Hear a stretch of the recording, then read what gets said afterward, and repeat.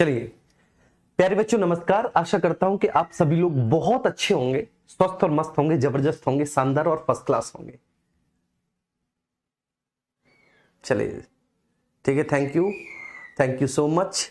ठीक है ना। और सर आपका और मैम का डांस बहुत चलिए थैंक यू। ठीक है, जब खुशी होती है तो खुशी में ऐसे ठीक है ना थोड़े बहुत स्टेप निकल जाते हैं। जी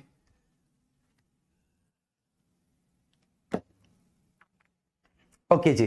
ठीक है सर, आज का जो हमारा टॉपिक है ठीक है वो है DPSP, directive principles of state policy. ठीक है, राज्य की नीति के निर्देशक तत्व। ठीक है सर। और ठीक है, मैं आपको बता दे रहा हूं इस महीने ठीक है आपकी कंटिन्यूअसली क्लास होंगी, संडे को भी क्लास होगी आपकी।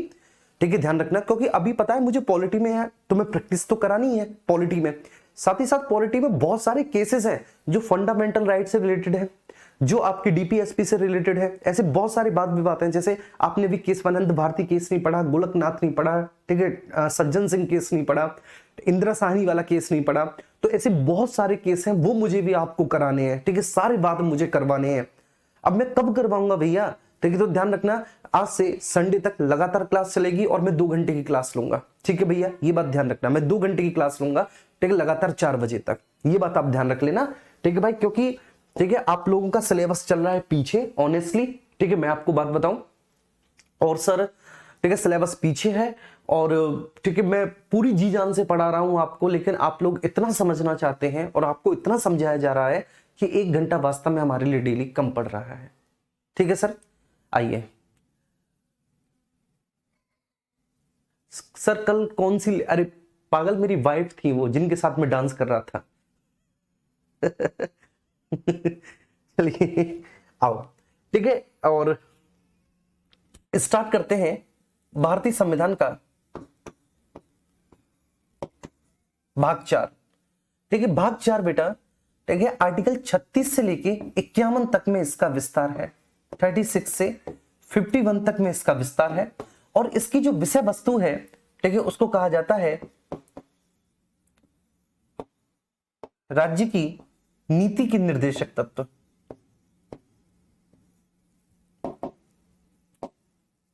राज्य की नीति की निर्देशक तत्व, नीति के निर्देशक तत्व, निर्देशक तत्व। ठीक है सर, राज्य की नीति के निर्देशक तत्व, directive principles of state policy.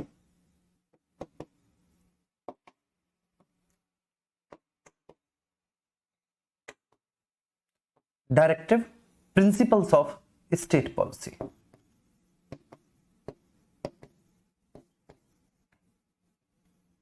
Of state policy. ठीक है, तो आइए स्टार्ट करते हैं अपने टॉपिक को।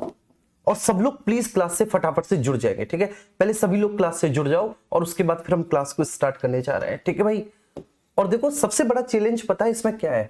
Directive principles of state policy में जो इसमें सबसे बड़ा चैलेंज है वो ये है कि आर्टिकल 36 से 51, ठीक है, वो आर्टिकल याद करना। और ऐसा नहीं कि 36 से लेके 51 तक बेटा कितने हुए ये, ठीक है 36 से 51 कितने होते हैं? 36 और 4 ठीक है 40 हो गए। और उसके बाद फिर ये ठीक है आपके लगभग 15-16 आर्टिकल। तो केवल ये मैच 15-16 आर्टिकल नहीं है, इनके एक्चुअली सब क्लॉजेस भी हैं। तो वनडे कॉम्पिटिटिव एग्जामिनेशन की दृष्टि से इनको याद करना।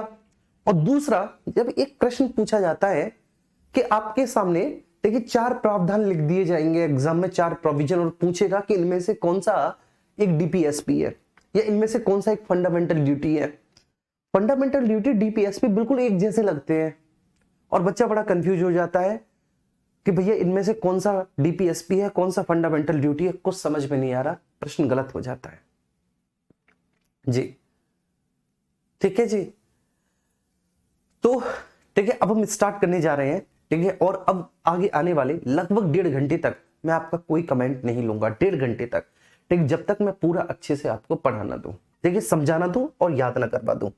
डीपीएसपी, ठीक है sir, directive principles of state policy.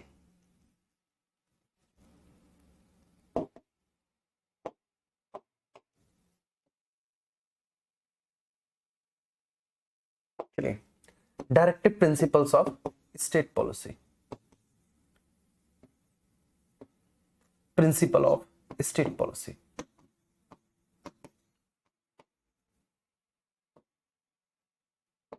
State policy,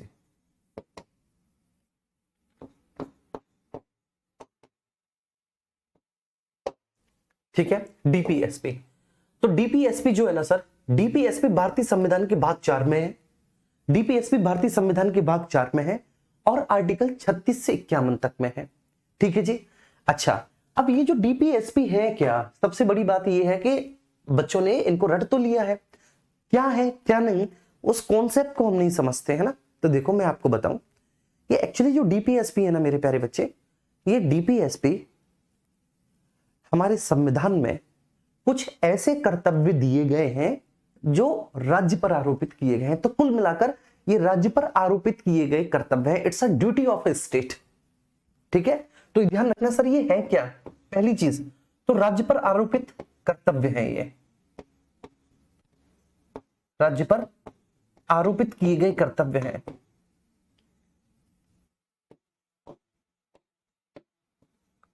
किए गए कर्तव्य हैं,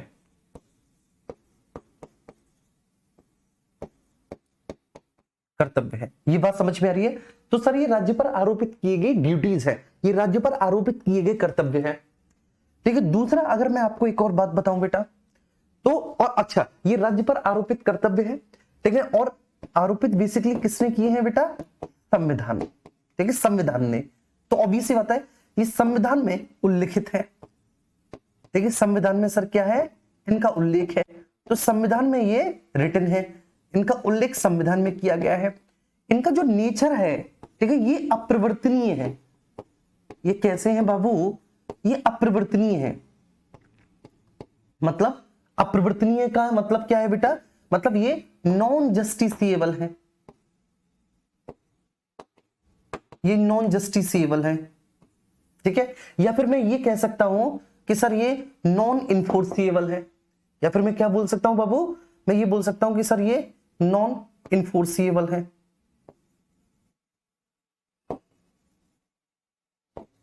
इन्फोर्सिएबल है। तो ये सर नॉन जस्टिसिएबल है, ये सर नॉन इन्फोर्सिएबल है।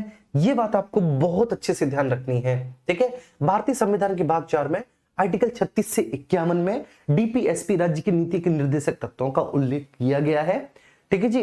राज्य पर आरोपित किए गए कर्तव्य होते हैं, संविधान में इनका उल्लेख किया गया है, और ये सर अपरिवर्तनीय होते हैं, है ना, ये नॉन इन्फोर्सिएबल होते हैं। उम्मीद करता हूं ये बात आपको बहुत अच्छे से समझ में आ गई होगी। अब आगे बढ़ते हैं, थोड़ा सा कुछ और चीजों को हम समझने की कोशिश करते हैं। देखो एक्चुअली ये जो डीपीएसपी है ना, ये कर्तव्य है ना, ये कर्तव्य है।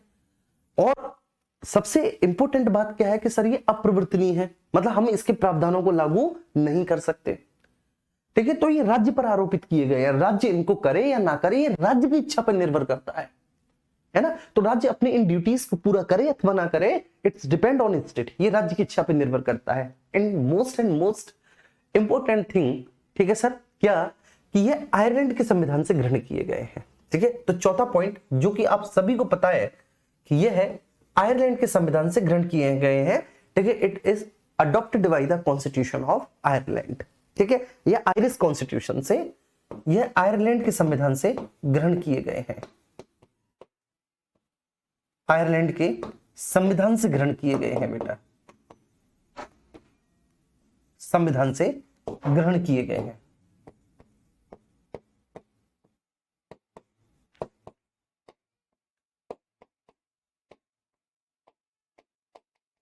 ठीक है।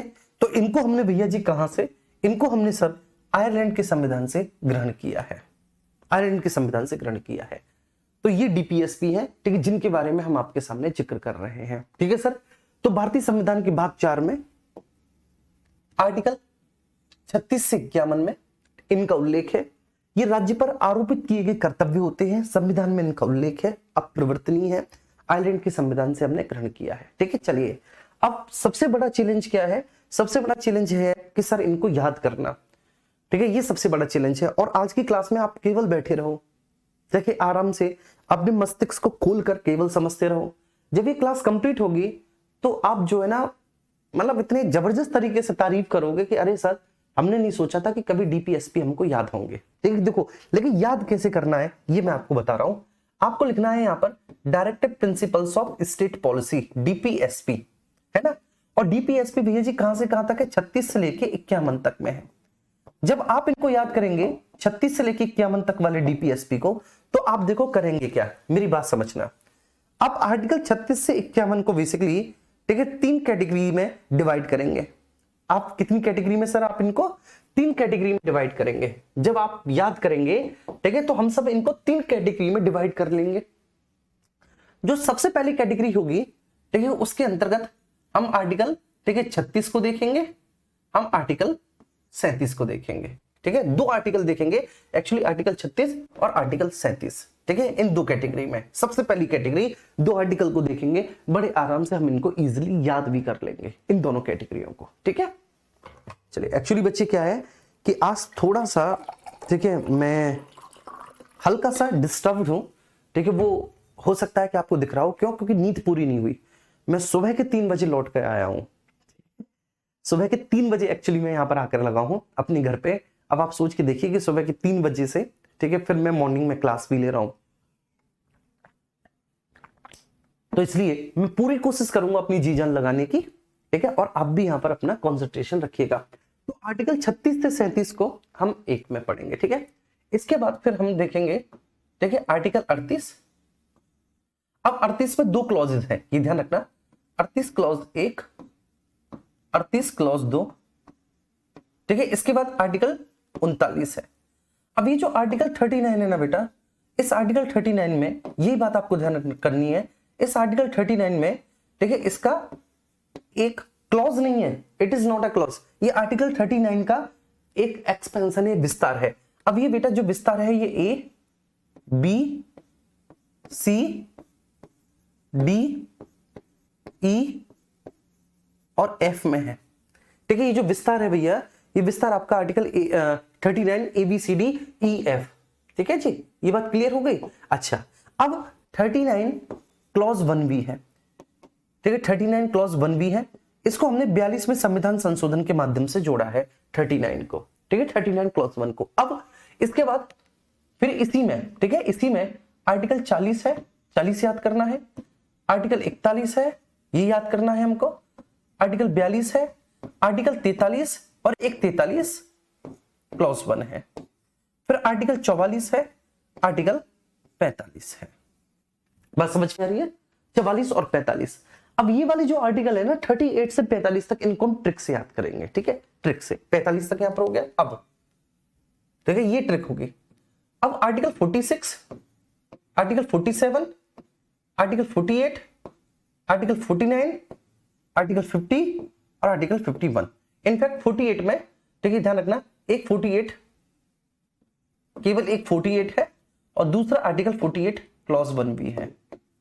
ठीक है, इसको भी हमने 42 में संविधान संशोधन से जोड़ा है। ये वाले जो है ये वाले हम बेटा कहानी के तौर पर याद करेंगे। आप सोच रहे होंगे अरे यार ये तो सर ने बड़ा टफ बना दिया। कुछ नहीं है, टफ अप नहीं है, कुछ नहीं। बस आप ये ध्यान रखना कि 36 से 51 तक को ठीक है हम आर्टिकल 36 से चलेंगे। अब देखो आर्टिकल एक्चुअली कितने हुए, 36, 37। ठीक है, 2, 3, 4, 5, 6, 7, 8, 9, 10, 11, 12, 13, 14, 15, 16, 17, 18, 19, 20, 21, 22, 23, 24, 25, 26, 27 आर्टिकल है। और 27 आर्टिकल को हमें एक क्लास में याद करना है। ये है सबसे बड़ा चैलेंज। आओ देखते हैं क्या हम इस चैलेंज को पूरा कर पाएंगे अथवा नहीं। ठीक है, देखते हैं भाई कि इस चैलेंज को हम लोग पूरा कर पाते हैं अथवा नहीं। ठीक है, इस बात को हम लोग यहां पर समझते हैं। आइए लेट्स स्टार्ट। सबसे पहले सर हम लोग चलते हैं आर्टिकल 36 पे। अभी जो आर्टिकल 36 है, इस 36 में क्या है बेटा, राज्य की परिभाषा है। ये जो आर्टिकल 36 है बाबू, इस आर्टिकल 36 में क्या है, राज्य की परिभाषा है। आर्टिकल 36 में ठीक है डेफिनेशन ऑफ स्टेट है, राज्य की परिभाषा। अब चूंकि ये क्या है सर, ये राज्य की नीति के निर्देशक तत्व है। ये क्या है बेटा, राज्य की नीति के निर्देशक तत्व है। वास्तव में ये राज्य पर आरोपित किए गए कर्तव्य हैं, मतलब ये राज्य की ड्यूटीज हैं जिनको राज्य ठीक है देश के नागरिकों के लिए करेगा। ठीक है, लेकिन ये सर अपरिवर्तनीय है। क्योंकि ये राज्य की इच्छा पे निर्भर करता है कि राज्य इनको करे या ना करे, क्योंकि ये अप्रवर्तनीय है। ठीक है, तो ये राज्य पर आरोपित किए गए ड्यूटीज। तो जब ये राज्य पर आरोपित किए गए ड्यूटीज हैं, तो भैया राज्य है क्या? क्या राज्य को आपने या मैंने देखा है? नहीं भाई। तो राज्य क्या है? तो बेटा इस राज्य के बारे में आर्टिकल 36 में दे रखा है। राज्य है क्या? राज्य की परिभाषा आर्टिकल 36 में है, ठीक है ना। और आर्टिकल 36 में जो राज्य की परिभाषा है, ये only and only for part 4, ठीक है मतलब ये केवल भाग 4 के लिए है, केवल भाग 4 के प्रायोजन के लिए, केवल भाग 4 के प्रायोजन हेतु। कहने का आशय क्या है? आशय बिल्कुल सिंपल है मेरे प्यारे बच्चे, कि आर्टिकल 36 में जो राज्य की परिभाषा है, आर्टिकल 36 वाली राज्य की परिभाषा केवल व केवल भारतीय संविधान के भाग 4 के लिए है। लेकिन सर ये राज्य है कौन सा? आर्टिकल 36 में जो राज्य है, आर्टिकल 36 वाला राज्य है कौन सा? तो बेटा ये आर्टिकल 36 वाला राज्य वही है जो आर्टिकल 12 में था। ठीक है, आर्टिकल 12 वाला जो राज्य था वो ध्यान रखना केवल भाग 3 के लिए था, मौलिक अधिकारों के लिए था। जो आर्टिकल 12 वाला राज्य था वो केवल भाग 3 के लिए था, और जो आर्टिकल 36 वाला राज्य है वो केवल भाग 4 के लिए है। लेकिन दोनों की विषय वस्तु एक ही है। मतलब सर इसका जो राज्य है, ठीक है, इसके राज्य भी ठीक है 4 तत्वों से मिलकर बना है। ठीक है, जो सर इसका राज्य है, ठीक है, आर्टिकल 36 वाला राज्य में भी 4 ही तत्व है, वही तत्व है जो भैया जी आर्टिकल 12 वाले राज्य में थे। आपको बहुत अच्छे से समझ में आ गया होगा। कहने का आशय है कि आर्टिकल 36 में राज्य की परिभाषा है, लेकिन ये राज्य की परिभाषा केवल व केवल भाग 4 के लिए है। भाग 4 के अतिरिक्त ठीक है हम आर्टिकल 36 वाले राज्य का और कहीं पर भी प्रयोग नहीं कर सकते। लेकिन अब सवाल ये उठता है कि सर ये राज्य है कौन सा? तो बेटा ये वही है जो आर्टिकल 12 में है। ठीक है, ये ध्यान रखना। आर्टिकल 37 में बोला गया है कि डीपीएसपी अप्रवर्तनीय है। खुल के बोला है हमारे संविधान में कि डीपीएसपी नॉन इन्फोर्सिएबल है, डीपीएसपी अवाद योग्य है, लागू करने के योग्य नहीं है। डीपीएसपी अप्रवर्तनीय है, लेकिन उसके बावजूद भी डीपीएसपी देश के शासन में मूलभूत है, उसके बावजूद भी डीपीएसपी देश के शासन में जरूरी है। इसमें बोला गया आर्टिकल 37 में। तो आर्टिकल 37 में क्या बोला सर? डीपीएसपी अप्रवर्तनीय है, डीपीएसपी अप्रवर्तनीय है, ठीक है ना, फिर भी देश के शासन में मूलभूत है, फिर भी देश के शासन में मूलभूत है, मूलभूत है मतलब जरूरी है, फिर भी देश की शासन व्यवस्था को चलाने के लिए जरूरी है, फिर भी देश के शासन में मूलभूत है। तो डीपीएसपी अप्रवर्तनीय है, मतलब इसके प्रावधानों को हम लागू नहीं करवा सकते, लेकिन फिर भी ये जरूरी है। ये वो वाली बात है कि शादी होगी नहीं लेकिन फिर भी दोस्ती है, शादी हो नहीं सकती ठीक, लेकिन फिर भी दोस्ती है। तो भैया ऐसी दोस्ती का क्या मतलब कि शादी हो नहीं सकती? समझ रहे हो मैं कहां बात कर रहा हूं? अब ये मत कह देना कि सर ठीक है हम एक रूम में 4 दोस्त रहते हैं तो क्या हम शादी करें। मैं वो वाली दोस्ती की बात नहीं कर रहा बेटा, मैं उस वाली दोस्ती की बात कर रहा हूं जहां पे ये बोला जाता है कि भाई कॉमन फ्रेंड है। ठीक है, क्लियर है? तो ये वाली बात एक एग्जांपल के थ्रू मैंने समझा दिया। अब आर्टिकल 38 क्लॉज 1 और क्लॉज 2 पे आएंगे। अब ये सब हम ट्रिक से याद करेंगे। क्या ट्रिक है? आइए ठीक है ट्रिक को खोल देते हैं। आर्टिकल 38 क्लॉज 1 को आप W से याद करेंगे। किससे बेटा? W से। बोलो मेरे प्यारे बच्चे, किससे याद करेंगे आप? W से। और 38 क्लॉज 2 को आप याद करेंगे I से, WI, वेस्ट इंडीज। याद कर लोगे वेस्ट इंडीज, कोई दिक्कत तो नहीं किसी को? 38 क्लॉज 1 को W से, 38 क्लॉज 2 को I से, वेस्ट इंडीज। याद कर लोगे वेस्ट इंडीज, ठीक है। आर्टिकल 38 वेस्ट इंडीज है। इसके बाद बेटा 39 पे आओ, ये बड़ा जरूरी है। 39 में क्या है कि एलडीसी का एक कर्मचारी है। एलडीसी समझते हो बेटा? Lower divisional clerk, LDC. इसकी वैकेंसी आती है एसएससी के थ्रू, एलडीसी जिसको 10+2 कहते हैं, ठीक है। एसएससी सीएचएसएल, उसमें बेसिकली एलडीसी बनते हैं, लोअर डिविजनल क्लर्क ही बनते हैं।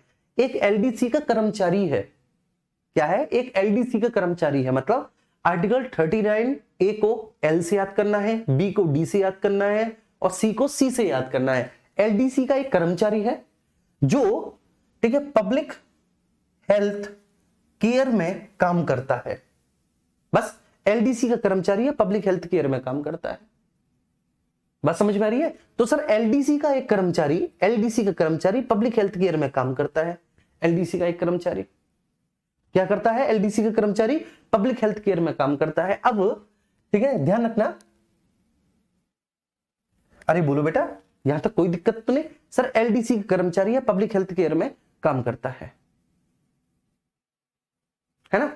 अब उसका नाम क्या है? जो एलडीसी का कर्मचारी है, एलडीसी का वो कर्मचारी बेटा जो पब्लिक हेल्थ केयर में काम कर रहा है, ठीक है सर, आखिर उसका नाम क्या है? तो बेटा उसका नाम है बीरपाल। बीपी से याद कर लो, ठीक है? उसका नाम क्या है? बीरपाल है। हमारे गांव को बीरपाल है, बीरपाल। तो एलडीसी का कर्मचारी जो पब्लिक हेल्थ केयर में काम करता है, नाम है वहां को बीरपाल भैया। आज पहली बार मैं ट्रिक बता रहा हूं, पहली और अंतिम बार, इसके बाद कभी नहीं बताऊंगा, क्योंकि चैलेंज ये है कि सारे आर्टिकल आपको याद करने हैं। तो ये बीरपाल है भैया। बात समझ में आ रही है? क्या नाम है भैया? जाको बीरपाल है। अब ये जो बीरपाल है रो रहा है बुरी तरह से, ठीक है? बीरपाल क्या कर रहा है? रो रहा है भैया, बीप कर रहा है, ठीक है? अब इस बीप को हम ऐसे याद करेंगे। इस बीप की स्पेलिंग ये है WEEP। मुझे पता है वो दूसरी होती है, लेकिन ऐसे याद करेंगे। बीप की स्पेलिंग क्या है सर? WEEP। अब आप ये मत कहना सर ये नहीं होती, बीप की स्पेलिंग दूसरी होती है। ट्रिक है, ठीक है? बीरबल रो रहा, बुरी तरह से रो रहा भाई, पछाड़ खा खा के रो रहा है। अगर साहब मैं मर जाऊंगा, ठीक है? पछाड़ खा खा के रो रहा है बीरपाल के साहब मैं मर जाऊंगा, ठीक है? मुंह बचा लो। बीपी बीप कर रहा है, क्लियर है? क्यों बीप कर रहा है बीपी? क्योंकि बेसिकली इसलिए रो रहा है उसे कि उसको जो है ना, उसको इस महीने जहां पर वो काम करता है वहां पर जो मिनिमम वेजेस है, जिसको न्यूनतम मजदूरी मिलनी चाहिए, न्यूनतम मजदूरी, वो नहीं मिली, इसलिए रो रहा है। बात समझ पा रही है? बोलो बाबू जी, क्लियर है? यहां तक कोई इशू तो नहीं? जी बेटा, ठीक है? सॉरी सॉरी, माफ करना। बीपी बीप कर रहा है, बीपी बहुत बुरी बुरी तरह से रो रहा है। बीपी क्यों बीप कर रहा है? बीपी इसलिए बीप कर रहा है क्योंकि उसकी वाइफ प्रेग्नेंट है। प्रेग्नेंट है, ये तो खुशी की बात है यार। ठीक है, तो बीपी रो रहा है, बहुत बुरी बुरी तरह से रो रहा है बीपी। क्यों? क्योंकि उसकी वाइफ प्रेग्नेंट है। अब यार प्रेग्नेंट तो खुशी की बात है, ठीक है? जैसे ही समाचार मिलता है कि साहब फलाने की पत्नी प्रेग्नेंट है, तो गांव में तो लड्डू बट जाते हैं यार, प्रेग्नेंट है। फिर बालक है पे लड्डू बटते हैं, छोरा भाई तो और ज्यादा बटते हैं, छोरी भाई तो कम बटते हैं, है कि नहीं बेटा? है ना? ये तो खुशी की बात होती है। लेकिन उसके बावजूद भी वो रो रहा है, उसकी वाइफ प्रेग्नेंट है। क्यों? क्योंकि भाई उसको मजदूरी नहीं मिली। और जब मजदूरी नहीं मिली तो उसकी वाइफ प्रेग्नेंट है, वो कैसे बच्चों का ख्याल रख पाएगा बेचारा? ठीक है, तो इसलिए वो रो रहा है कि बच्चों का वो ख्याल कैसे रख पाएगा, इसलिए वो परेशान है। बात समझ में आ रही है? अच्छा, अब 4-4, ठीक है? 4-4 का मतलब क्या होता है बेटा? इक्वल, इक्वल, ठीक है? 4 इक्वल्स टू 4। 4-4 का मतलब क्या था? इक्वल। आप इसे इक्वल से याद कर लेना, इक्वल, बस इतना याद कर लेना, इक्वल। बस अभी आपको आर्टिकल 44 तक याद करना है, बस केवल इतना याद करना है, और इससे ज्यादा कुछ भी नहीं, ठीक है जी? और इससे ज्यादा कुछ भी नहीं अभी, ठीक है? हमारे साथ क्या चैलेंज है बेटा कि हमें ये आर्टिकल याद करने हैं, और बड़े जबरदस्त तरीके से याद करने हैं। ये एक एक आर्टिकल हमको बेटा बहुत बढ़िया तरीके से याद करना है जी, ठीक है जी? क्लियर है? आगे चले, आओ। तो आर्टिकल 36 में राज्य की परिभाषा है। अब यहां पर एक एक को देख लेते हैं, ठीक है? फिर आगे आपको ट्रिक बताएंगे। तो आर्टिकल 36 एक्सप्लेन करते हैं। आर्टिकल 36 में है साहब राज्य की परिभाषा, डेफिनेशन ऑफ स्टेट, परिभाषा, ठीक है? ध्यान रखना, परिभाषा वही है जो आर्टिकल 12 में थी। आर्टिकल 12 में जो थी वही परिभाषा है, सेम है, ठीक है? 12 में थी। मतलब जो राज्य होगा, ठीक है? राज्य सर किन किन से मिलकर बना होगा, या कौन कौन राज्य के अंतर्गत आएंगे? तो भारत सरकार एवं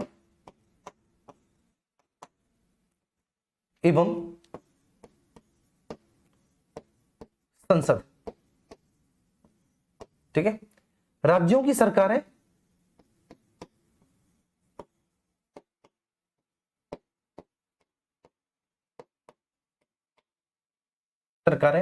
एवं विधानमंडल,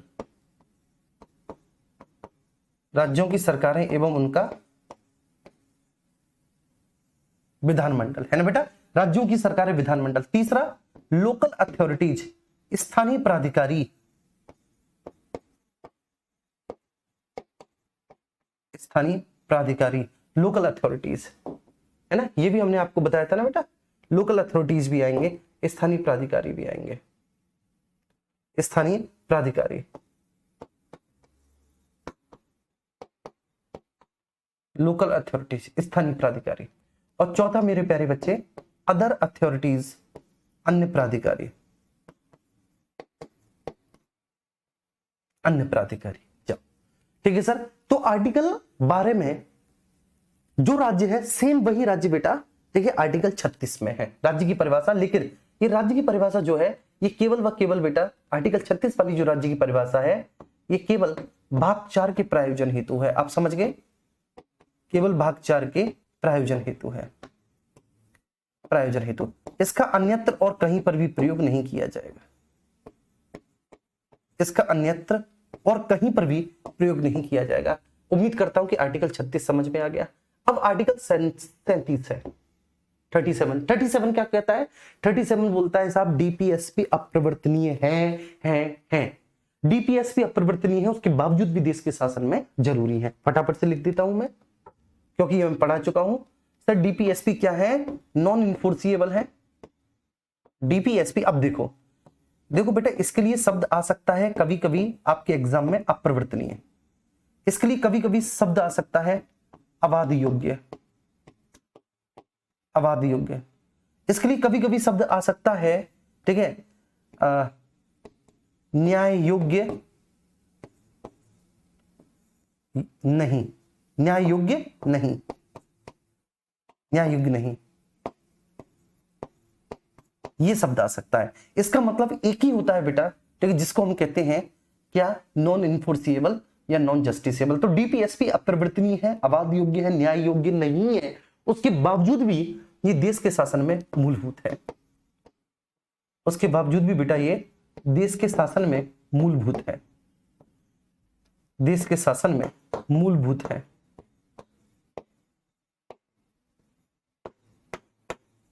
शासन में मूलभूत है। आर्टिकल 37, उम्मीद करता हूं बात समझ में आ गई होगी। आर्टिकल 37। अब देखिए 38 पे आ जाओ। 38 को बेटा हमने कैसे याद किया था? 38 को हमने याद किया था सर वेस्ट इंडीज के नाम से, है ना। किसके नाम से बच्चे? वेस्ट इंडीज के नाम से याद किया था। अब सबसे महत्वपूर्ण बात यह है कि 44वें संविधान संशोधन से हमने आर्टिकल 38 की भाषा में संशोधन किया है। बस इतनी सी बात है। क्या सर? कि भाई 44वें संविधान संशोधन से हमने आर्टिकल 38 की भाषा में क्या किया है? संशोधन। तो इस बात को लिख दो, 44वें संविधान संशोधन से, संविधान संशोधन से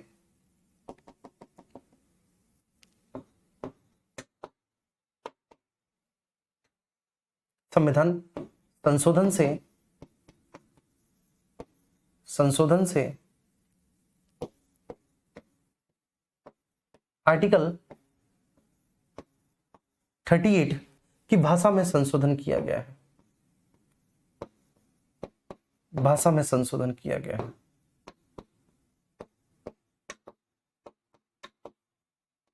भाषा में संशोधन किया गया है, ठीक है, ध्यान रखना।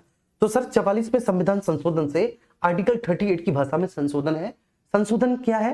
थोड़ा बहुत है, ज्यादा नहीं है। बस आपको ये पॉइंट याद रखना है। अच्छा, ये पॉइंट मैंने क्यों बताया मेरे प्यारे बच्चे? क्योंकि ये एक बार आपके एग्जाम में पूछा जा चुका है, ठीक है। लेकिन ये पूछा यूपीएससी में था, आईएएस में था कि सर 44वां संविधान संशोधन से आर्टिकल 38 की भाषा में संशोधन किया गया है, ठीक है। अभी 44वां संविधान संशोधन सर कब हुआ है?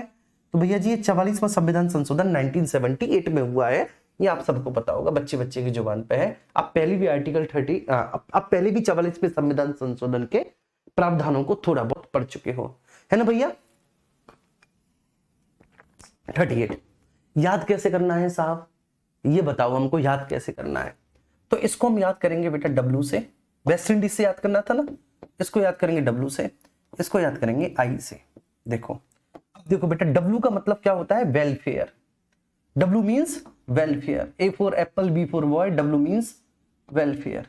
आपको याद करना है। वेलफेयर का मतलब क्या होता है बेटा? लोक कल्याण। लोक कल्याण, वेलफेयर का मतलब क्या होता है सर? लोक कल्याण।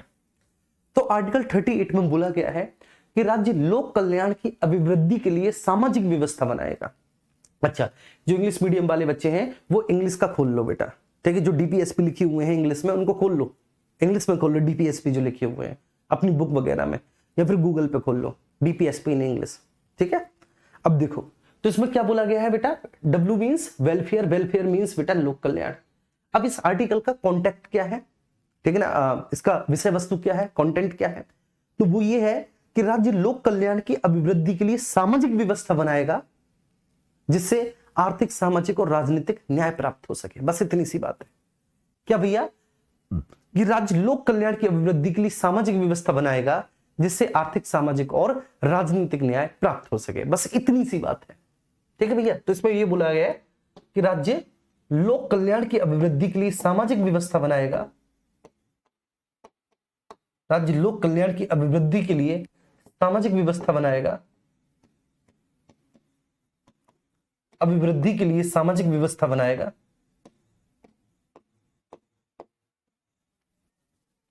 सामाजिक व्यवस्था बनाएगा,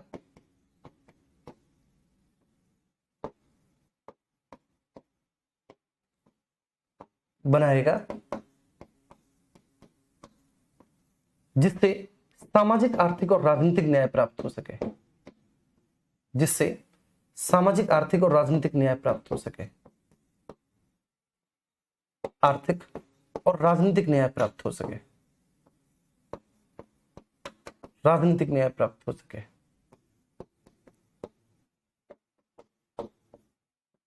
न्याय प्राप्त हो सके,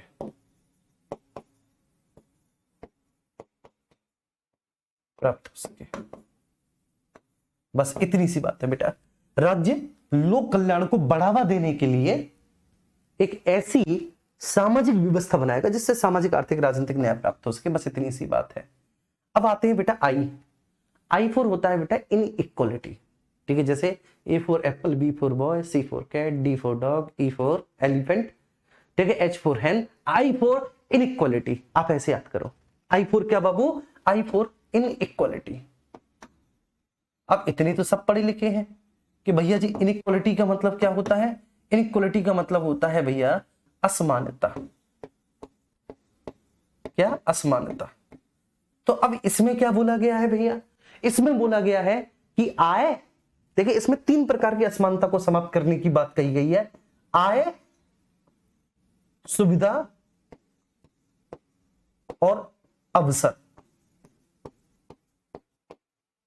अवसर, ठीक है? तो जो राज्य है ना, जो स्टेट है, राज्य आय, सुविधा और अवसर की असमानता को समाप्त करेगा। इसमें बोला गया है कि सर जो राज्य है, जो स्टेट है, वह आय, सुविधा और अवसर, ठीक है? इनकम, फैसिलिटी और सर आपके, ठीक है, अवसर, ठीक है? तो ठीक है ना, आय, सुविधा और अवसर की असमानता को, असमानता को समाप्त करना, करना। याद हो गया बाबू? ठीक है? WI, आर्टिकल 38 याद हुआ मेरे प्यारे बाबू? बताओ, आर्टिकल 38 याद हुआ? बिल्कुल याद हो जाएगा, ठीक है? पहला है डब्ल्यू का मतलब सर वेलफेयर, लोक कल्याण। राज्य लोक कल्याण की अभिवृद्धि के लिए सामाजिक व्यवस्था बनाएगा जिससे सामाजिक, आर्थिक, राजनीतिक न्याय प्राप्त हो जाए। और आई फॉर इनइक्वालिटी, असमानता को राज्य समाप्त करेगा जो आय, सुविधा और अवसर से पैदा हुई है। तो आय, सुविधा और अवसर की असमानता को समाप्त करना। मुझे आप पर पूरा विश्वास है, आपके समझने पर, अपने समझाने पे तुमको याद हो गया होगा। तुम लोग चैंपियन हो बेटा।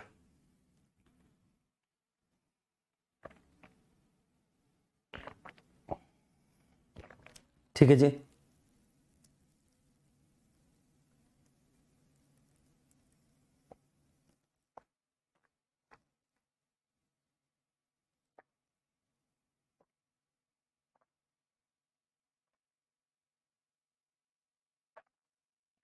बहुत बढ़िया, ठीक है सर, समझ में आ गया?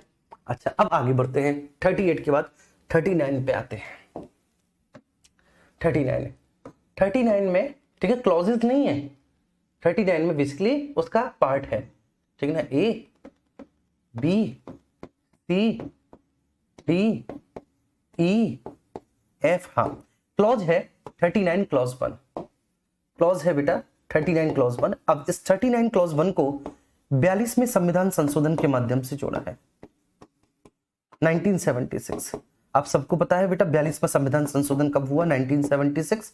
तो इसको हमने 42 में संविधान संशोधन 1976 के माध्यम से जोड़ा है 39 क्लॉज 1 को।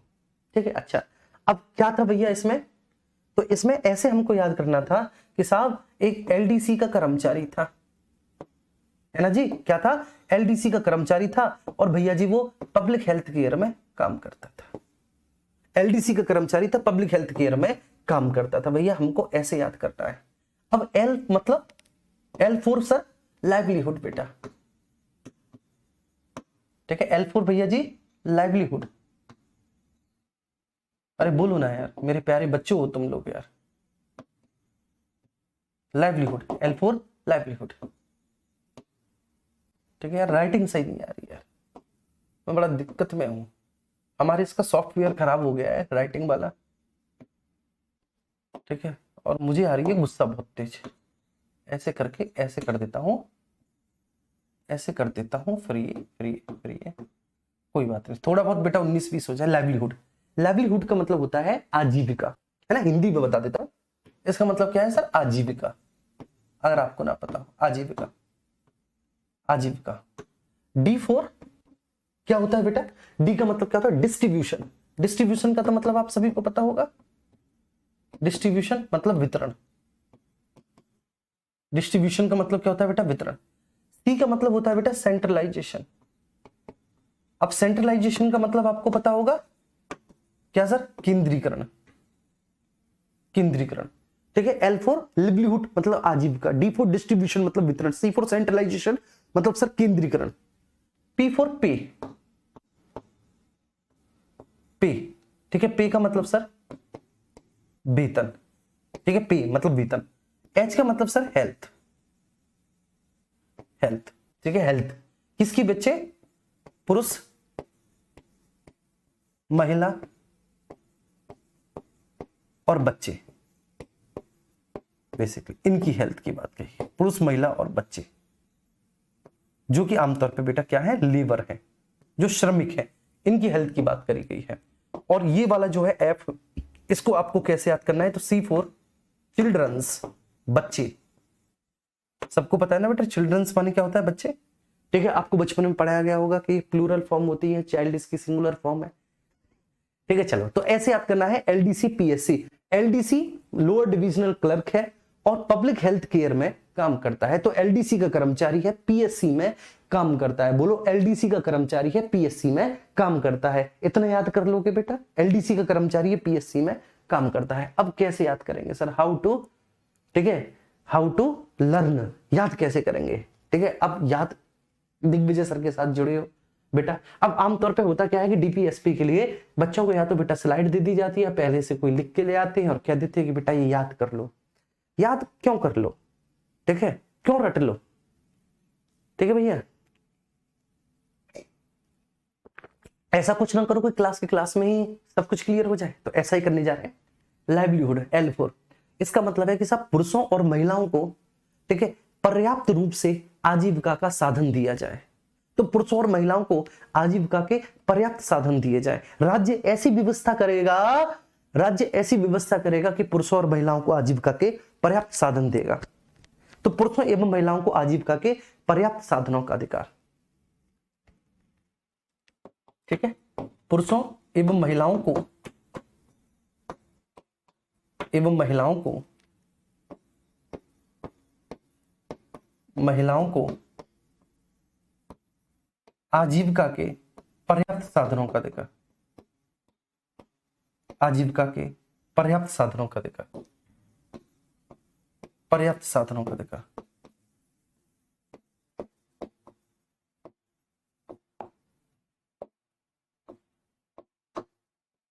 साधनों का अधिकार,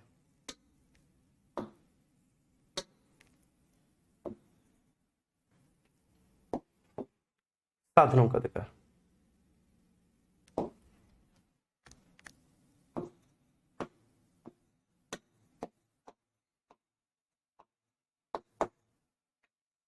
ठीक है जी बच्चे, पुरुषों और महिलाओं को आजीविका के पर्याप्त साधनों का अधिकार, लाइवलीहुड आजीविका, पुरुषों और महिलाओं को आजीविका के पर्याप्त साधनों का अधिकार है। ठीक है बेटा, पर्याप्त साधनों का अधिकार, पुरुषों और महिलाओं को आजीविका के पर्याप्त साधनों का अधिकार।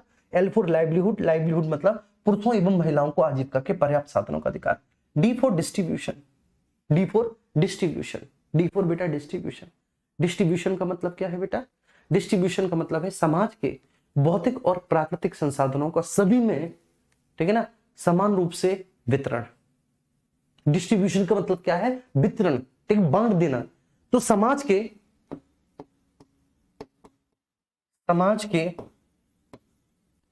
ठीक है ना, समाज के क्या बोलो बेटा? समाज के भौतिक संसाधनों का सभी रूप में, सभी लोगों में समान रूप से वितरण। ठीक है, तो समाज के भौतिक व प्राकृतिक संसाधनों का उचित वितरण एवं स्वामित्व। ठीक है, तो डी फॉर डिस्ट्रीब्यूशन, डिस्ट्रीब्यूशन का मतलब वितरण होता है। तो समाज के प्राकृतिक एवं भौतिक संसाधनों का, समाज के प्राकृतिक एवं भौतिक संसाधनों का, भौतिक संसाधनों का, संसाधनों का उचित स्वामित्व व वितरण, उचित स्वामित्व व वितरण, स्वामित्व व वितरण।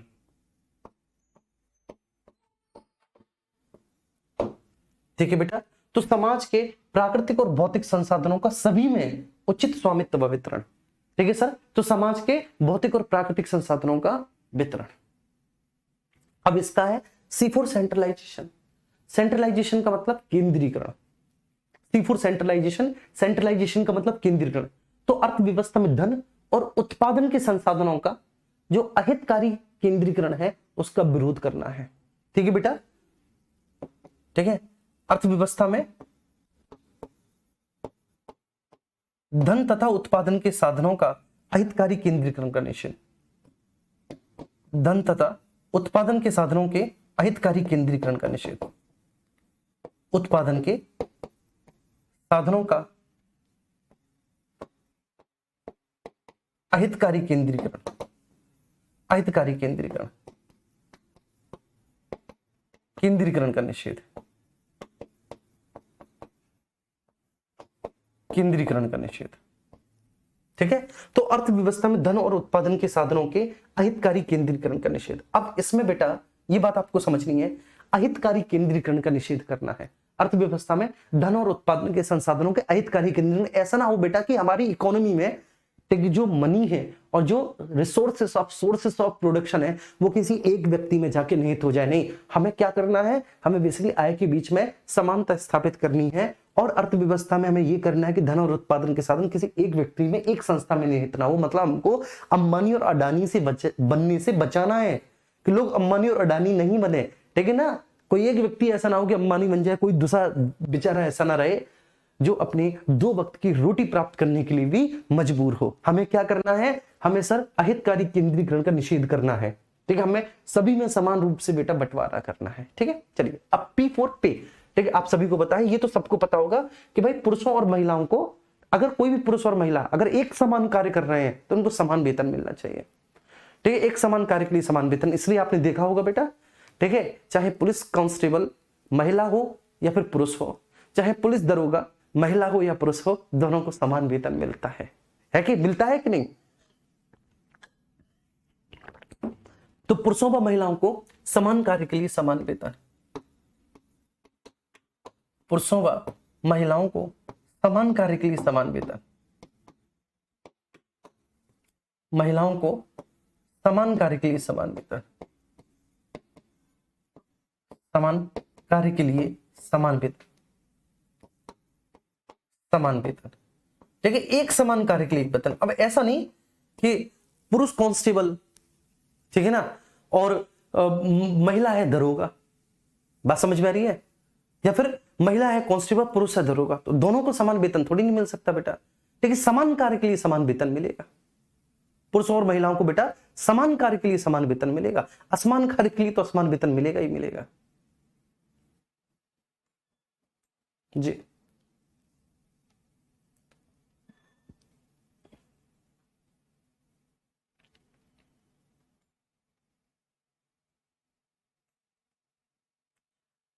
चंद्रेश जी कह रहे हैं आप दिन भर चाय पीते हो क्या? नहीं बेटा, ये चाय नहीं है। अरे यार तुम चाय कह रहे हो, ये देखो ये ग्रीन टी है, अच्छी बात होती है तो, ठीक है ना, ये तो अच्छी होती है हेल्थ के लिए। सर आपकी क्लास का टाइम बहुत जल्दी हो जाता है। हो ही जाता है बेटा, क्या करें, आप बहुत अच्छा समझाते हो। और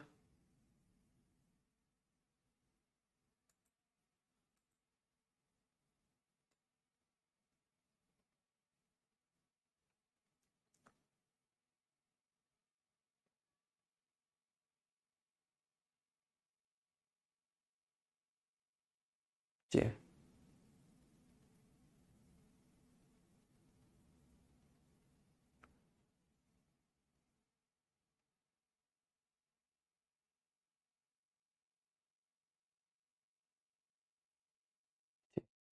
सर आपके इंस्टाग्राम पे फॉलोवर कम है। हाँ तो तुम फॉलो कर दो यार। ठीक है, जितनी इस क्लास में बच्चे हैं सारे फॉलो कर देंगे तो फॉलोवर बढ़ जाएंगे एक ही दिन में। चलिए ओके,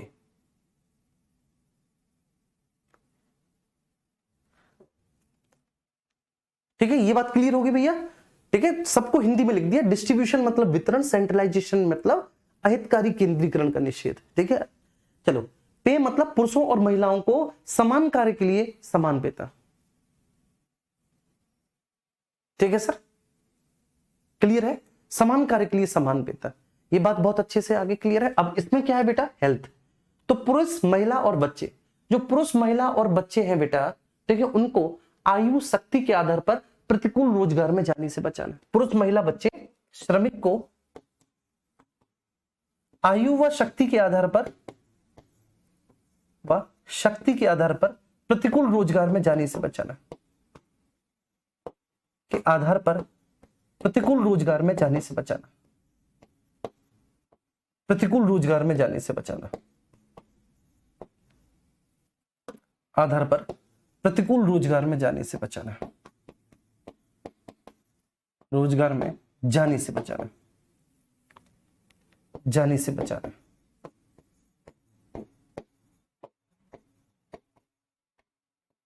जाने से बचाना, ठीक है बेटा, क्लियर है। तो पुरुष महिला व बच्चों श्रमिकों को प्रतिकूल रोजगार में जाने से बचाना, पुरुष महिला व बच्चों श्रमिक को बेटा क्या करना, प्रतिकूल रोजगार में जाने से बचाना। अब आ जाते हैं चिल्ड्रन, C4 चिल्ड्रन। चिल्ड्रन का मतलब क्या है, बच्चे। तो बेटा बच्चों को गरिमा के साथ विकास का अवसर देना और उन्हें प्रत्येक प्रकार के शोषण से बचाना। बच्चों को, चिल्ड्रन मतलब बच्चे, बच्चों को गरिमा के साथ विकास का अवसर देना, गरिमा के साथ विकास का अवसर देना, विकास का अवसर देना, अवसर देना, देना और प्रत्येक प्रकार के शोषण से बचाना, और प्रत्येक प्रकार के शोषण से बचाना, प्रकार के शोषण से बचाना, शोषण से बचाना,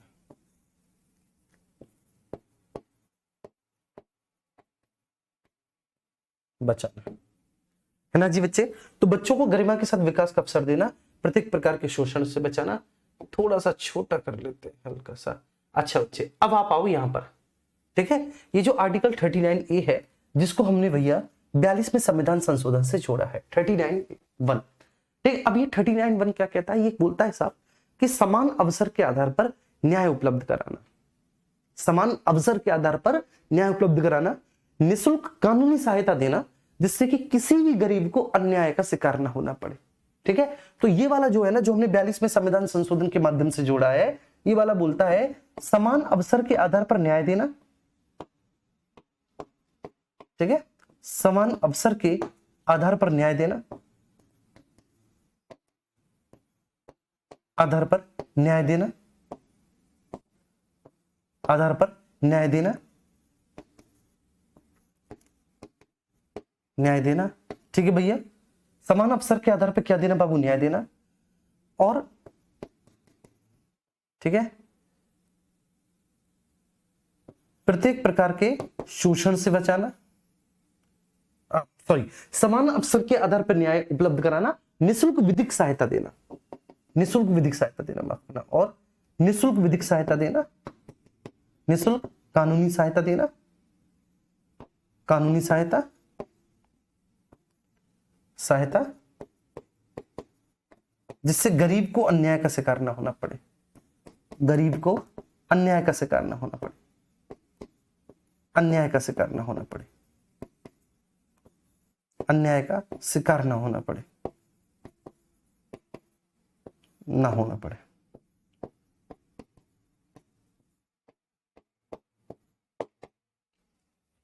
ठीक है जी, ये बात समझ में आई जी?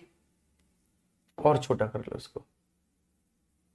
चलो, मैंने कोशिश ये की कि आर्टिकल 39 आपको अच्छे से याद करवा दो। अब देखो, अकेला आर्टिकल 39 कहां तक है?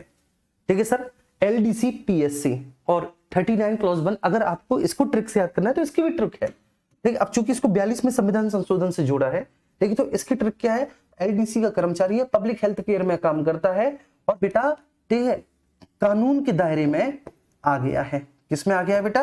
कानून के दायरे में आ गया है। तो कानून के दायरे में आ गया, इसका मतलब समान अवसर के आधार पर न्याय, निःशुल्क कानूनी सहायता, और जिससे कि बेटा किसी भी गरीब को अन्याय का शिकार ना होना पड़े, किसी भी गरीब को अन्याय का शिकार ना होना पड़े।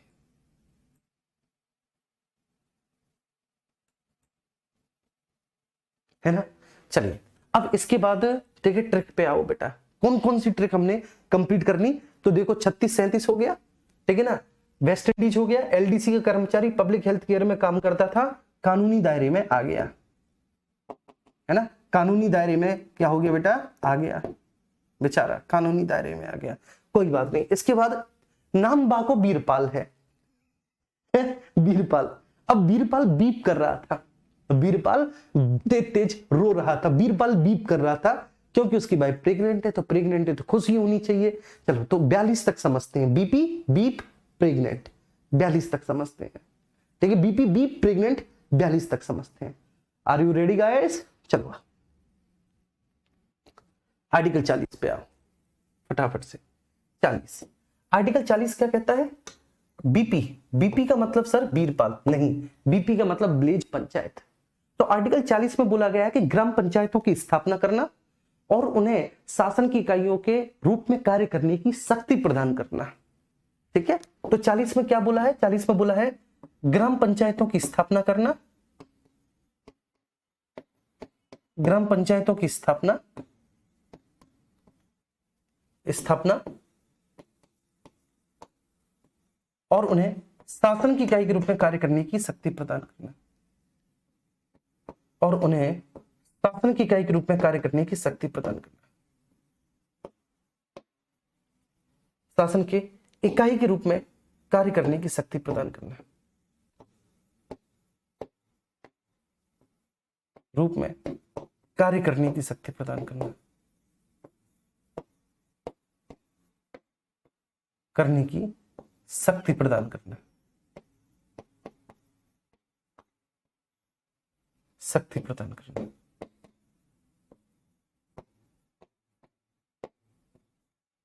प्रदान करना। ठीक है बेटा, तो ग्राम पंचायतों की स्थापना करना और ग्राम पंचायतों की स्थापना करके बेटा उनको शासन की इकाई के रूप में कार्य करने की शक्ति प्रदान कर देना।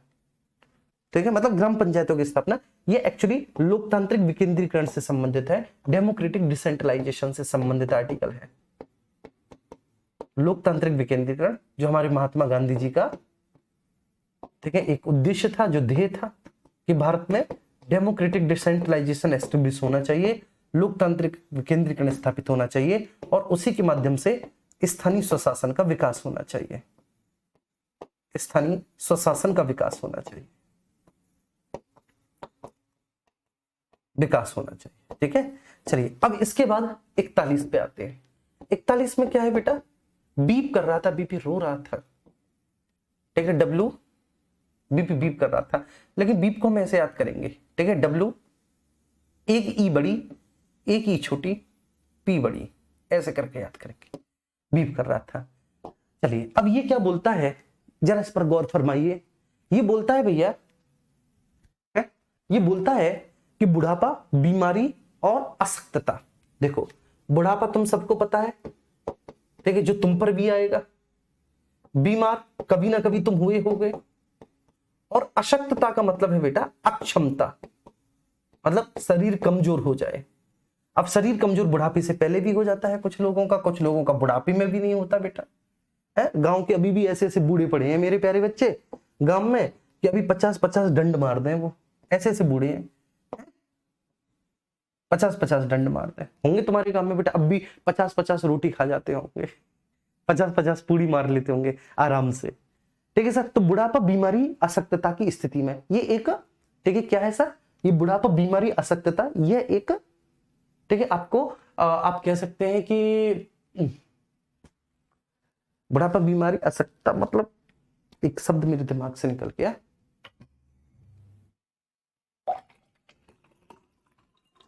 चलिए। तो यह किसी भी व्यक्ति विशेष की, किसी भी व्यक्ति की एक स्थिति के बारे में दर्शाया है यहां पर।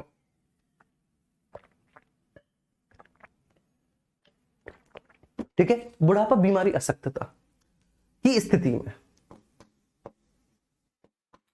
में, ठीक है, राज्य यह सुनिश्चित करेगा कि अगर ऐसी कोई चीज है बुढ़ापा बीमारी अशक्तता, तो काम,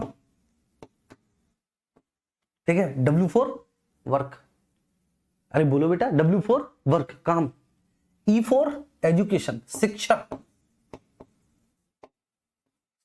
और P4 पब्लिक असिस्टेंस लोक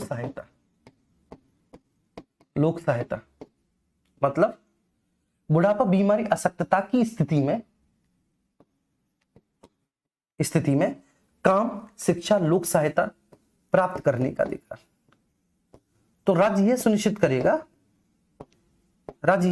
करेगा अगर किसी भी व्यक्ति की ऐसी स्थिति है कि वह बुढ़ापा बीमारी या अशक्तता से ग्रसित है ना, किसी व्यक्ति की, तो उसे काम, शिक्षा और लोक सहायता दी जाए। उसे क्या दी जाए? वर्क, एजुकेशन और पब्लिक असिस्टेंस, काम, शिक्षा और लोक सहायता प्राप्त करने का उसको अधिकार हो।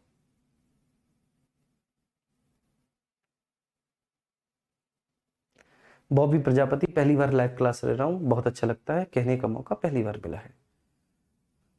चलिए चलो, अब अभी तक भैया, ठीक है, क्लास को यहीं पे खत्म कर रहे हैं क्योंकि ठीक है, अभी मैं इस बारे में बात करूंगा। 3 बजे आपकी नवीन सर की क्लास होती है बेटा, और नवीन सर की क्लास जीएस के लिए, ओवरऑल जीएस को अच्छा करने के लिए रामबाण क्लास है। ठीक है, तो इस क्लास के टाइम को देखेंगे कैसे भी क्या हो सकता है, क्योंकि 2 घंटा तो जरूरी है इस क्लास की टाइमिंग, है ना बेटा, 2 घंटा जरूरी है।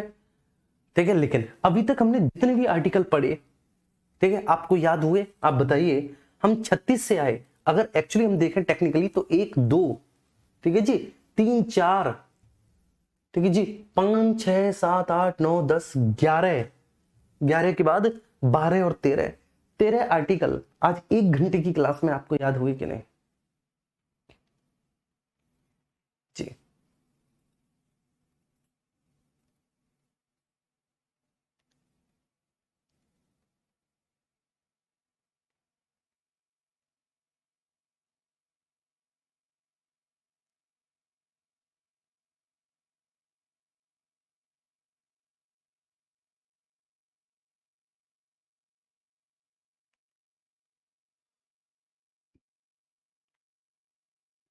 प्रसन्ना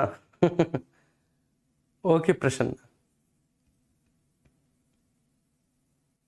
शाम के 7 बजे कर दीजिए। चलिए बेटा देखेंगे, क्योंकि शाम के 7 बजे मेरी एक और क्लास होती है ना, ग्राम पंचायत अधिकारी में।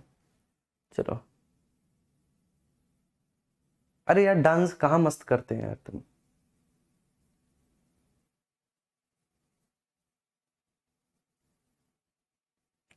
मैं इतनी बात कह रहा हूं बेटा, अगर एक बार आप रिकॉल करोगे, ठीक है, एक बार आप रिवीजन करोगे, तो बड़े आराम से आप जो है ना, ठीक है, इनको याद कर लोगे। आपको याद हो भी गया होगा यार, इससे सिंपल साधारण तरीके से नहीं समझाया जा सकता, आपको याद हो गया होगा, मुझे पूरा विश्वास है बच्चों।